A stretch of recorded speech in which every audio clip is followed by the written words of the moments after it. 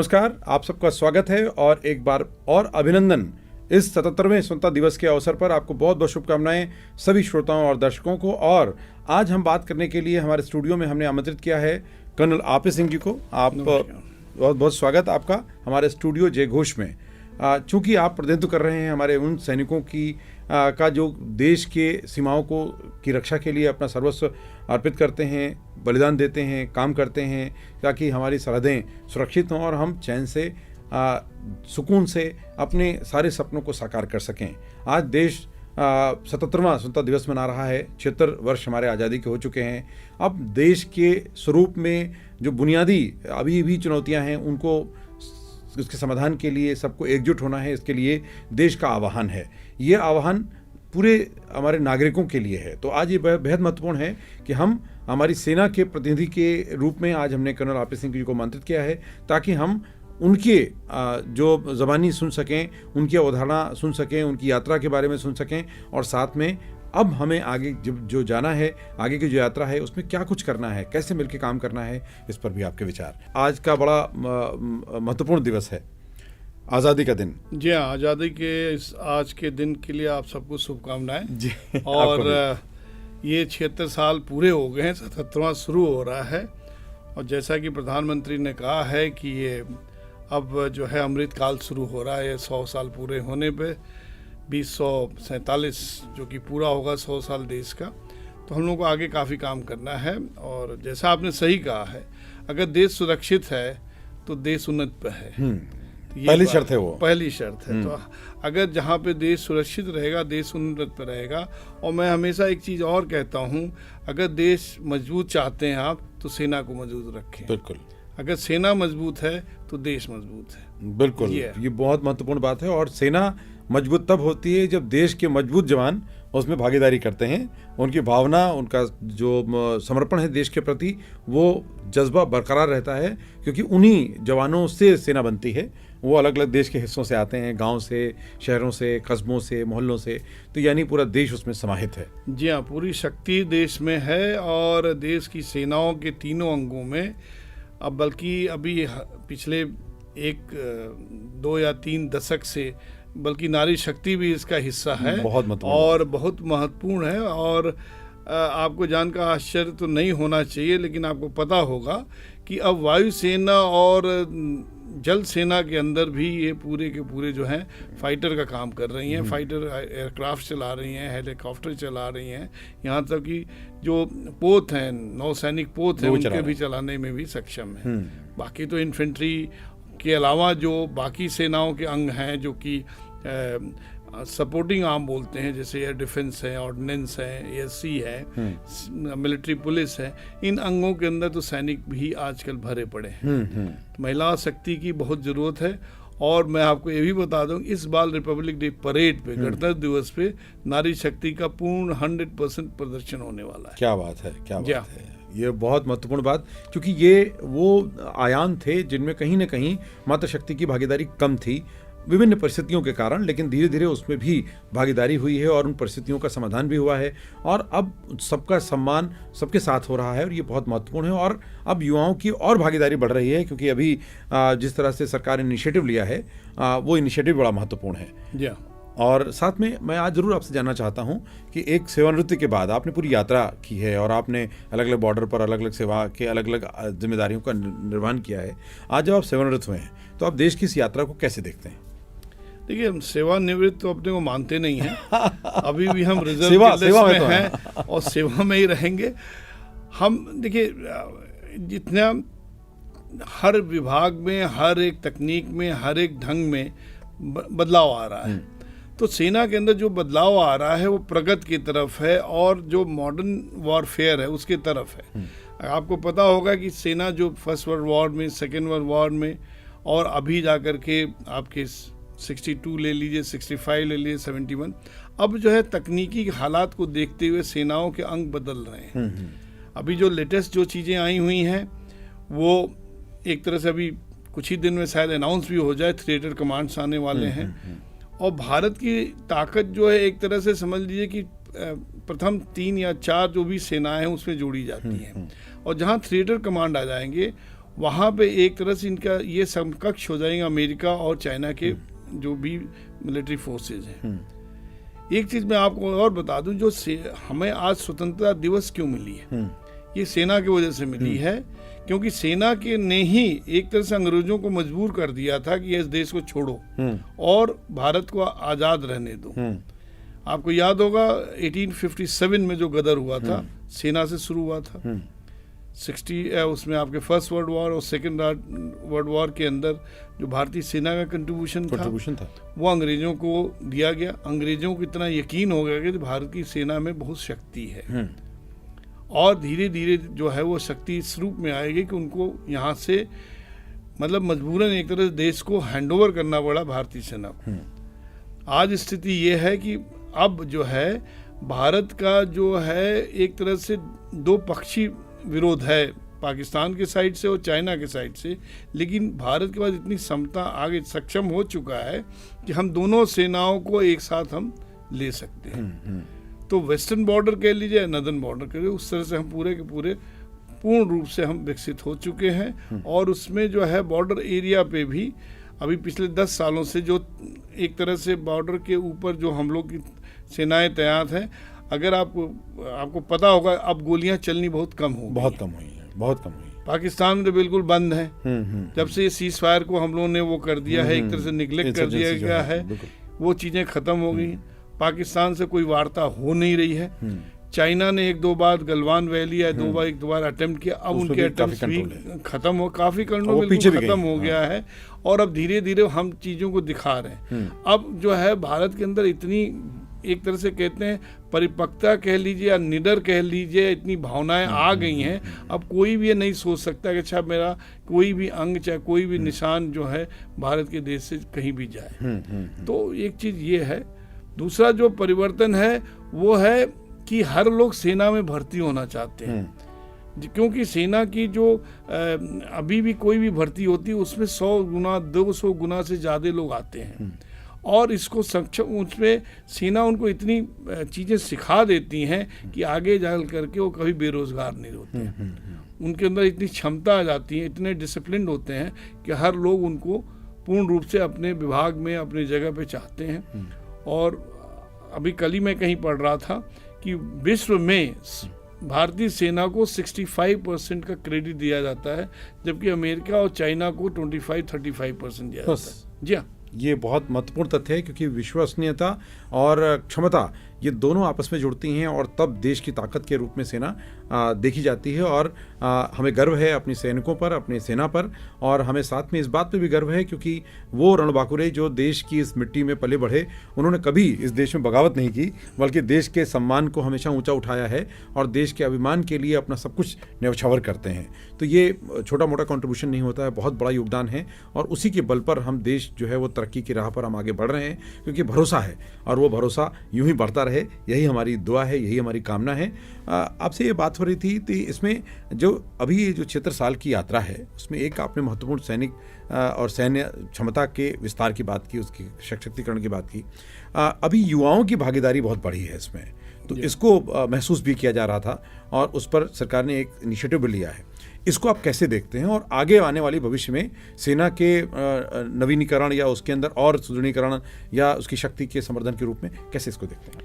देखिए, जो अभी सेना का जो परिकल्पना के लिए चाहे भविष्य कह लीजिए, अब वो सेना पुरानी सेना नहीं रही है, क्योंकि जो भी है अब मॉडर्न वॉरफेयर हो रहा है और एक तरह से फिजिकल कांटेक्ट बहुत कम होने वाला है। अब जो एक तरह से एक समझ लिए साइबर वॉर होने वाला है, या एक तरह से अनआर्म्ड एयरक्राफ्ट जो कि आजकल के ड्रोन की वो है, मिसाइल्स वगैरह हैं, टेक्निकल वॉरफेयर होने वाला है। एक दूसरे को एक तरह से समझ लीजिए कि आप यहीं बैठे हुए हैं, आर्टिफिशियल इंटेलिजेंस के जरिए आप हर चीज़ पता कर ले रहे हैं, हर चीज़ में आप सक्षमता हासिल कर रहे हैं। यहाँ से बैठ करके आप एक तरह से समझ लीजिए 3000 से लेके 5000 की दूरी तक मिसाइल्स एक्यूरेट वो कर सकते हैं। यहाँ तक एयरक्राफ्ट जिनको हम लोग आजकल ड्रोन बोल रहे हैं, अनार्म्ड होते हैं, उसके अंदर कोई नहीं बैठता, कोई कैजुअलिटी नहीं है, एक रिमोट से आप कंट्रोल करते हैं और टारगेट एरिया पे ले जाते हैं। तो युवकों की जो कि सक्षम है टेक्निकल में, साइंस में, कंप्यूटराइजेशन में, साइबर में, एआई में, आर्टिफिशियल इंटेलिजेंस, उनकी बड़ी सख्त ज़रूरत है और उन्हीं लोगों का भविष्य जो कि सेना के साथ जुड़ रहा है और सेना में है। अभी जो चेंजेस आ रहे हैं सेना में, थिएटर कमांड में, जो सेनाएं हैं उसके अलावा जो है एक तरह से आपके आर्टिफिशियल इंटेलिजेंस की आ रहा है, साइबर वाले भी आएंगे, आपके जो है जो इंफॉर्मेशन टेक्नोलॉजी है, जो इंफॉर्मेशन गैदरिंग, एक सोशल जो भी मीडिया है, एक तरह से पूरे के पूरे जो है माइंड सेट को चेंज कर दे रही है, तो वो भी एक तरह से इसका हिस्सा है। तो ये जितने भी चीज़ें मॉडर्न में आएंगी और जो भी वेपनरी सिस्टम है, एक जगह पे आप बैठ करके, चाहे वो आप 2000 किलोमीटर की दूरी बैठे, वहीं से आप मिसाइल फायर कर सकते हैं। तो युवकों के लिए जो है सेना एक बहुत बड़ी, एक तरह से बहुत मानी हुई जगह है जहाँ पे उनका स्थान उच्च होगा और आगे चल करके जो हमारे सिपाही हैं वो टेक्निकल होंगे। यहाँ तक कि एयरफोर्स, नेवी में आजकल टेक्निकल ही लोग जा रहे हैं। अब आर्मी के अंदर भी इनकी भी जरूरत पड़ रही है कि जो मॉडर्न वॉरफेयर है एक तरह से पूर्ण रूप से टेक्निकल होगा। ये उनके लिए अवसर है और उस अवसर के साथ में देश की आवश्यकता भी है। और दुनिया में जो तकनीकी बदलाव आए हैं उसमें ये हमारे जो भारत देश के युवा शक्ति है उसने अपनी बड़ी भूमिका अदा की है। तो हमें उनसे उम्मीदें भी हैं और इन उम्मीदों की पूर्ति के साथ हमारी सेना एक नए स्वरूप में आगे बढ़ रही है। और उसके लिए जो अभी हम देखते थे आयुधों के निर्माण को लेकर के, अब स्वावलंबन की दिशा में भी देश आगे बढ़ रहा है। बहुत तरह के हथियार हैं जिनके लिए हम दूसरे देशों पर निर्भर थे, अब धीरे धीरे हम उसमें दखल दे रहे हैं और ये कितना ज़रूरी था। देखिए, ये मतलब एक तरह से हम लोगों की, एक तरह से कहिए दूसरों की मदद कहिए, ये ना एक तरह से जानबूझ करके कर रहे थे या इसमें अनभिज्ञता थी या हम महसूस कर रहे थे कि हम कर नहीं सकते हैं, कमज़ोर मानते थे। एक तरह से बेवकूफ़ी कह लीजिए कि पिछले 75 साल में हम लोगों ने इसके ऊपर ध्यान नहीं दिया था। अभी पिछले 8-10 साल से इस पर ध्यान देने जगह, और जहाँ तक कि जो हम अभी आज की डेट में करें, पूरे के पूरे इनका जो इंडिजनाइजेशन हो रहा है, जो आत्मनिर्भर भारत के अंदर, सेना के अंदर भी उसी का भी आदेश हो चुका है। जो भारत की कंपनियां होती थी जो बनाती थी उनको भी नहीं लिया जाता था, क्योंकि इनके आर्म्स रेस में या बिजनेस में कई जो एक सक्षम लोग होते थे कंपनियां, इनको आगे नहीं बढ़ने देती थी। अब जो है भारतीय सेना ने उनको पूरे के पूरे एक तरह से जो भी उनकी रिक्वायरमेंट होती है उसको मीट करना शुरू कर दिया है। अभी हाल में ही हमने लखनऊ में एक आत्मनिर्भर सेमिनार में देखा कि बिजनेसमैन ने कहा कि अगर आपको JNK के अंदर जो ज़रूरत है वो मुझे बताइए, जो आसाम के अंदर ज़रूरत है वो बताइए, जिस वेदर में जो उस तरह की हम चीज़ बना के देंगे। अभी जो यूक्रेन वॉर चल रहा है उसके अंदर जो है यूरोपियन फेल हो रहे हैं, क्योंकि वहाँ के जो हथियार हैं वो जो हाई एल्टीट्यूड में चलने चाहिए वहाँ नहीं चल पा रहे हैं। जो लेपर्ड चेक रशिया में नहीं चल सकते, जर्मनी में चल सकते, वहाँ नहीं चल पा रहे। तो ये सब चीज़ें भारत के हिसाब से भारत के ही बिजनेसमैन यहाँ बना सकते हैं। और जो गवर्नमेंट की पॉलिसी आई है कि जो भी बाहर से सामान आएगा भारत के अंदर बने, तो उसमें आपकी एम्प्लॉयबिलिटी बढ़ेगी, यहाँ के लोग सीखेंगे और उस दिशा में जो कंपटीशन होगा 2-3 लोग और फैक्ट्रियाँ खोलेंगे और उसके अंदर उसी के समकक्ष बनाना शुरू करेंगे। तीसरी बात यह कि जो भारत की सेना है अब जो है भारतीय सामानों के खरीदने की प्राथमिकता दे रही है और उसको आगे चल के मेंटेन करने की भी यहाँ पे क्षमता रहेगी। बाहर के लोग क्या है, पहले सामान देते थे लेकिन उनके जो मेंटेनेंस का होता था वो कहते हमसे ही लेना पड़ेगा, इस वजह से बाध्यता होती थी। इस वजह से जो है ये वो सामान हमेशा सही ढंग से रिपेयर नहीं हो पाता था और वॉर के काबिल भी नहीं रहता था कि उसको यूज करा जा सकते या बनाने में समय लगता था।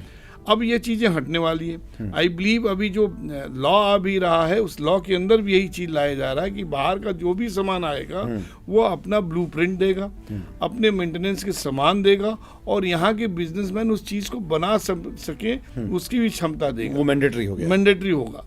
तो अगर ये सब चीज़ें आ जाएंगी तो हमें जो वॉर के अंदर जो चीज़ें यूज़ होती हैं उसके अलावा जो ख़त्म होती है उसको रिप्लेनिश करने में समय नहीं लगेगा।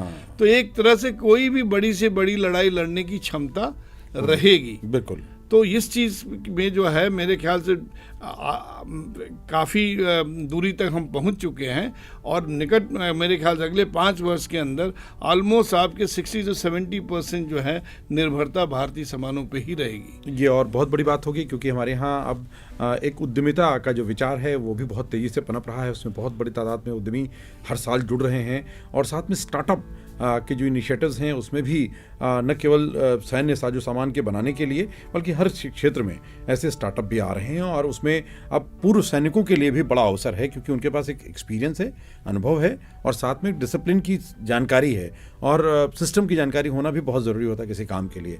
और पूर्व सैनिक जल्दी सेवानिवृत्त होते हैं और उनके पुनर्वास के लिए सेना के बहुत से प्रयास होते हैं, लेकिन अब नए डायमेंशन भी आ रहे हैं। उनकी चुनौतियाँ क्या होती हैं और उनकी चुनौतियों में अभी किस तरह के प्रयास संतोषजनक प्रयास हो पाए और क्या कुछ होना बाकी है? देखिए पूर्व सैनिक के लिए जो आपने बहुत सही मुद्दा उठाया है कि जो प्रयास पुराने थे वो तो हैं, अभी भी चल रहे हैं। जैसे कि उनको एक तरह से जैसे ही उनकी सेवानिवृत्त होते हैं उसके बाद कोई ना कोई जॉब मिलने का सिक्योरिटी एजेंसीज़ हैं, चाहे जैसे टेक्निकल क्वालिफाइड हैं तो गवर्नमेंट के अंदर कुछ रिजर्व सीट्स होती हैं उनके अंदर जा सकते हैं। लेकिन जो बात बताई, जो कि हम लोगों ने गवर्नमेंट को ये भी बताया है, अगर इस तरह के सैनिक अगर किसी आत्मनिर्भर भारत के तहत किसी इस इलाके के हों जहाँ पे उनकी जो है एक तरह से तकनीकी कैपेसिटी बिल्डिंग की जो है शिक्षा दी जाए, वो सैनिक के रूप में भी उनकी जरूरत उनको पता है, दूसरे उनको बनाने की क्षमता आएगी। इस तरह के जो भी आपके उद्यम वहाँ आएंगे तो वहाँ पे वो जाकर के तन और धन मन से भी काम करेंगे। बिल्कुल, और उनकी नॉलेज की जरूरत होगी और वो एक तरह से वहाँ पे ये लोग उन उद्यम के साथ जुड़ने पे वो अपनी रिक्वायरमेंट्स को सही ढंग से बता सकते हैं कि ये जरूरत है। जैसे अगर मान लीजिए कि आप इन्फेंट्री से हैं तो आपके वेपन की क्या रिक्वायरमेंट पड़ती है, उसके अंदर क्या ज़रूरत है, किस तरह के आपके कितनी डिस्टेंस तक की गोली मारने की क्षमता होनी चाहिए, ट्रायल जब होगी किस तरह से रेंज पे जाकर के उसको फायर करें, कहाँ पे करें, कैसे करें, जो कि सिविल से अशिक्षित लोगों के पास कम होती है, उसका ज्ञान कम होता है। तो ये एक बहुत बड़ी चीज़ है कि इसमें इस आत्मनिर्भरता में सैनिकों का जो पूर्व सैनिक हैं उनकी जो है मांग भागीदारी पूर्ण रूप से एक तरह से आएगी आगे चल करके और आगे चल करके वो इस उद्यम को बढ़ाने में काफ़ी सहयोग कर सकते हैं। ये हम लोगों ने विचार बल्कि दिया है। उत्तर प्रदेश के अंदर जो भी डिफेंस कॉरिडोर्स आ रहे हैं उस कॉरिडोर के गांव के आसपास के जितने भी पूर्व सैनिक हैं वहाँ पर अगर स्किल डेवलपमेंट IITs जो उस बिजनेस से रिलेटेड सब्जेक्ट को पढ़ाया जाए, लाइक एरोनॉटिक्स नहीं है IIT में, ITI में सॉरी, और पॉलिटेक्निक में नहीं है, अगर वो सब्जेक्ट इसमें ला दिया जाए और उनको पढ़ाया जाए तो जो भी आपके जैसे यहाँ पे ब्रह्मोस मिसाइल बनने वाली है या आपके जो भी एयरक्राफ्ट यहाँ पे बोइंग आने वाला है, चाहे जो भी आने वाला है, तो उसके बारे में तकनीकी ज्ञान थोड़ी सी मिलती है तो उसको जल्दी सीखेंगे और उसको उद्यम को बढ़ाने में सहयोग देंगे। बहुत महत्वपूर्ण बात आपने की है। और जब हम बात इस क्षेत्र में करते हैं तो हमें परिवारों को भी नहीं भूलना चाहिए, क्योंकि कोई एक सैनिक जब बॉर्डर पे होता है तो उसके परिवार की अलग तरह की आवश्यकताएं हैं, चुनौतियां हैं, अपेक्षाएं हैं, तो हमें उसको भी विचार करना है और बदलते भारत में उनको भागीदार करना है ताकि वो अलग थलग ना हो। किस तरह की चुनौतियां, जैसे एक सैनिक जब निकलता है तो अभी ऐसे सिविलियंस में देखते हैं कि उनको जब छुट्टी हुई है तुरंत मिल जाती है, लेकिन सेना में ऐसा संभव नहीं हो पाता, या उनको किसी आपात परिस्थिति में अचानक चले जाते हैं, बाद में भी लेटर डाल देते हैं, तो या उनके लिए कोई एक नेटवर्क बन जाए या ऐसा समूह बने या संगठन बने।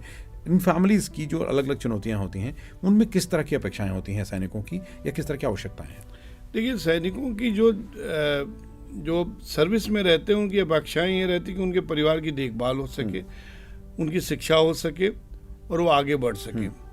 ये प्रयास बहुत दिनों से देखी नहीं जा रही थी, लेकिन आज से करीब 25 साल पहले जब गवर्नमेंट आई थी अटल बिहारी वाजपेयी की, तो उस समय इन्होंने उस बात को ध्यान दिया था और उस समय बल्कि एकोमोडेशंस के ऊपर MAP एक मिलिट्री एकोमोडेशन प्लान का भी के नीचे कई घरों का निर्माण किया गया जिससे कि उनको पूर्ण रूप से घर दिया जा सके, सिविल में घर दिया जा सके। और बच्चों के पढ़ाई के लिए जैसे केंद्रीय विद्यालय हुआ, चाहे आपके नवोदय विद्यालय है, चाहे आर्मी पब्लिक स्कूल में, उनमें पढ़ाई की प्राथमिकता दी जाए और उनको पढ़ने की जगह मिले और उनके रहने की जगह मिले। इस तरह से कुछ हॉस्टल्स भी खोले गए जिससे कि बच्चे वहाँ पर पढ़ें और आगे बढ़ें। अगर किसी वजह से जो वीर सैनिक आगे चल के उनकी कैजुअलिटी होती है या इंजर्ड होते हैं तो उनकी जो है केंद्रीय सरकार और उत्तर प्रदेश सरकार, चाहे जो भी सरकार वहाँ की है, वो एक तरह से अब तो इनको जॉब भी मिलने की अपॉर्चुनिटीज़ मिल गई हैं।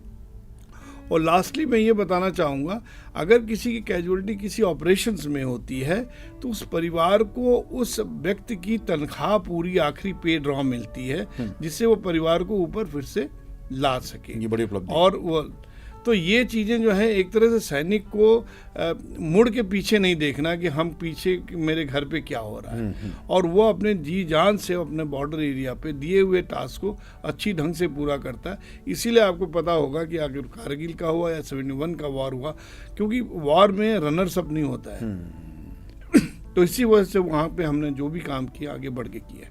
ये बहुत महत्वपूर्ण बात कर रहे हैं। और ये चूँकि हम 77वें स्वतंत्रता दिवस के अवसर पर बात कर रहे हैं, तो हमें ये बात करने की आवश्यकता भी बनती है कि जो आने वाली पीढ़ी है, जो इस समय युवा है देश के, उनकी जो अपेक्षाएं हैं उन पर हम और क्या क्या कर सकते हैं, या किस किस तरह के अवसर सेना दे रही है। अभी आप क्या बताना चाहेंगे, क्योंकि अभी जैसे आपने कहा मॉडर्नाइजेशन बहुत सारा हो रहा है, वो तो है ही, लेकिन अभी हमारे युवा जो कई लंबे सालों तक तैयारी करते हैं, उनको सही ढांचे के पता नहीं होता है, या उनको अवसरों की जानकारी पूरी नहीं होती। वो धीरे धीरे साल दर साल में कुछ जान पाते हैं, और तब उनको लगता है कि शायद ये भी था।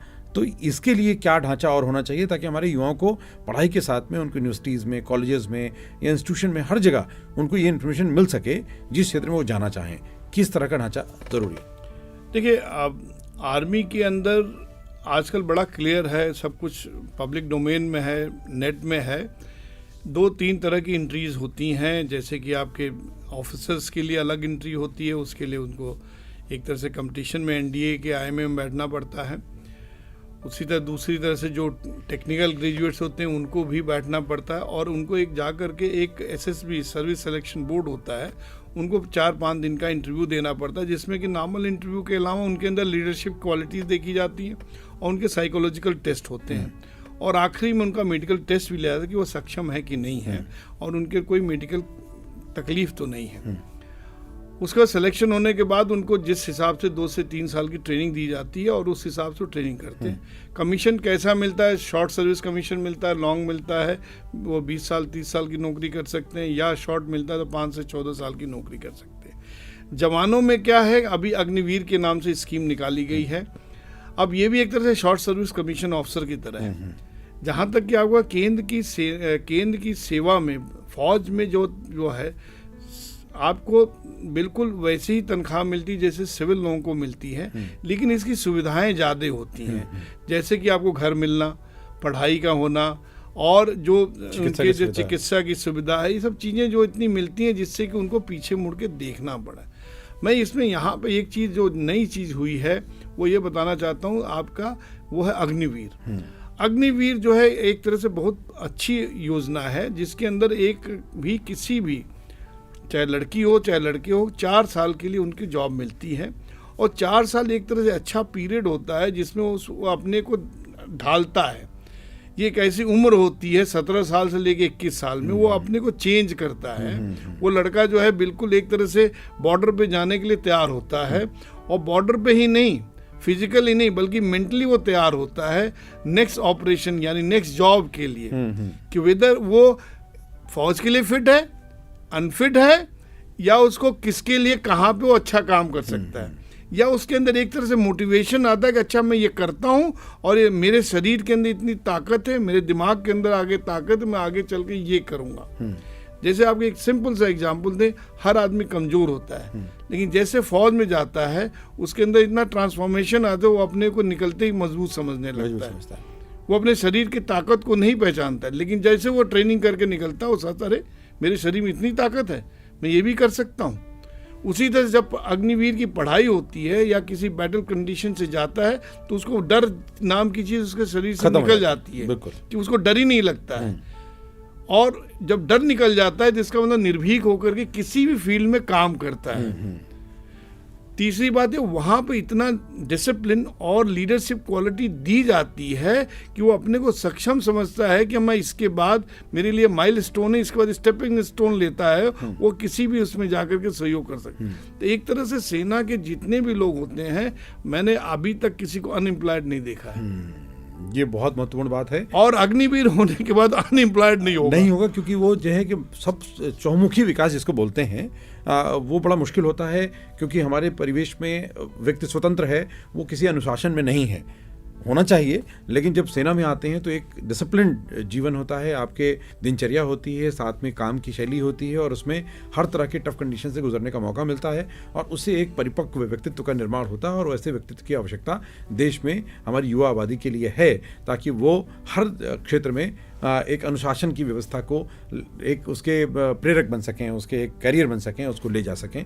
तो ये निश्चित रूप से आपने इस पर बहुत अच्छे से इसको समझाया है। अभी और भी बातें करेंगे, लेकिन एक छोटे से अंतराल के बाद। और इस 77वें स्वतंत्रता दिवस पे और जो आकांक्षाएं हैं एक सैनिक की, देश के लोगों से, देश के नागरिकों से, वो क्या हैं ये भी जानेंगे। सुनते रहिए रेडियो जय घोष।